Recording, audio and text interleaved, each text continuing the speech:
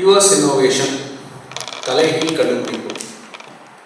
இது என்ன அப்படின்னா, வழக்கமாக நம்ம ஒரு புது பிஸ்னஸை எங்கேருந்து சுடுவோம் அல்லது காப்பி அடிப்போம்னா, அமெரிக்காவில் ஹிட்டானா, யூரோப்பில் ஹிட்டானா, இல்லை அது ஆல்ரெடி சென்னையில் நல்லா போயிட்டு இருக்குதுன்னா கிராமத்துக்கு எடுத்துகிட்டு போவோம் இல்லையா? அப்படி இல்லாமல் இப்போ நம்ம சொன்னதில் ஒரு இட்லி சந்தை, ஈரோட்டில் ஒரு படிக்காத பெண்கள் 60களில் தொடங்கின ஒரு வணிக வடிவம் அது. அதே மாதிரி பாட்டம் ஆஃப் த பிரமிடில் வந்து என்ன ஒரு விஷயம் அற்புதமாக போயிட்டு இருக்குது, அது வெளி உலகத்துக்கு தெரியாமல் இருக்குது, இதை நான் வந்து எப்படி என்னுடைய வணிகத்திற்கு பயன்படுத்துவது அப்படிங்கிறது தான் வந்து ரிவர்ஸ் இன்னோவேஷன். சரியா?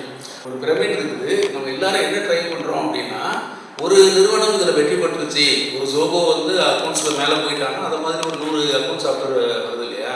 அந்த மாதிரி இல்லாமல் நான் வந்து அடித்தட்டில் இருந்து ஒரு விஷயத்தை நான் காப்பி பண்ணுறேன், இங்கேருந்து உலகளாவிய அளவுக்கு போயிருக்குது அப்படின்னு சொல்லக்கூடிய விஷயம். சரியா? அதை வந்து நான் ஒரு 2 உதாரணம் சொல்லணும்னா உங்களுக்கு புரியும். ஷாஷே ரெவல்யூஷன் எங்கேருந்து கிளம்பிச்சது? இல்லை, அது எங்கே இருக்குது? இன்னும் அதை ஒரு உணர்வுபூர்வமாக சொன்னால் அது ஒரு தமிழருடைய கண்டுபிடிப்பு. நீ உலகம் ஃபுல்லாக இருக்குதா இல்லையா? யூரோப்பில் இருக்குதா, அமெரிக்காவில் இருக்குதா, எங்கே போச்சுது, எங்கிருந்து போச்சுது?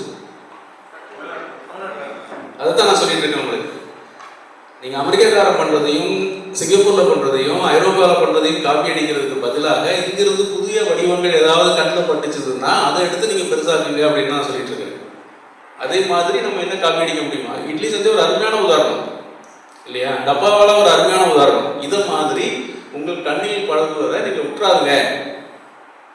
ஏதாவது உங்கள் கண்ணில் பட்டுச்சுதுன்னா நீங்கள் இப்போவே நீங்கள் அதை பற்றி பேசலாம், இல்லைன்னா உங்களுடைய கண்களை அகல திறந்து வைத்துக் கொள்ளுங்கள்.